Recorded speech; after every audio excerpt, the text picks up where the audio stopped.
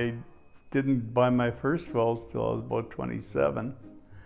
And I was consulting at that time, so I had a good opportunity. I'd work on these wells, and if they said we're going to abandon it, I'd say, how about I buy it for $1?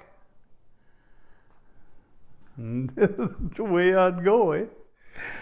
So it sounds like that was pretty common.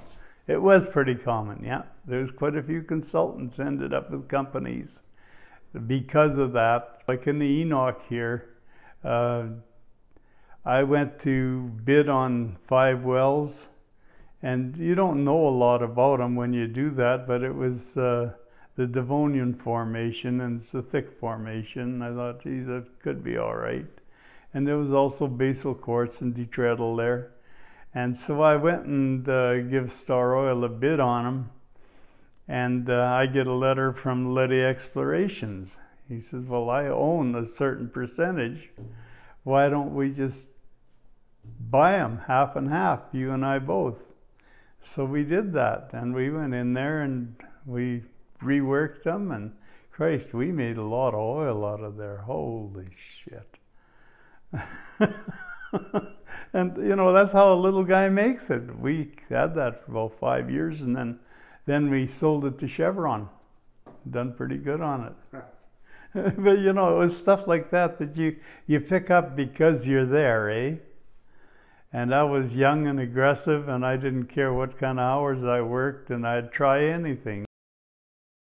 Because in the year 2000, the ERCB decided they were going to change the rules. They wanted to have a deposit put up to abandon stripper wells, and then of course CAP and CPAC got involved, and they said, well, we have the wherewithal to abandon them anytime we want. It's the little guys, the mom and pops, that are leaving stripper wells all over the country and not looking after them. So then the board and CAP and CPAC got together and formulated this rule that if you were below 1%, then you would have to give up your properties or put up a damage deposit or a deposit, abandonment deposit. And if you were above 1, then you were okay. You didn't have to do anything. So none of the major companies or even the medium-sized companies had to put anything up. They were okay, but the small companies, the less than 1%, it was 0.8 of 1% of the mom and pop operations, which was a considerable amount of wells.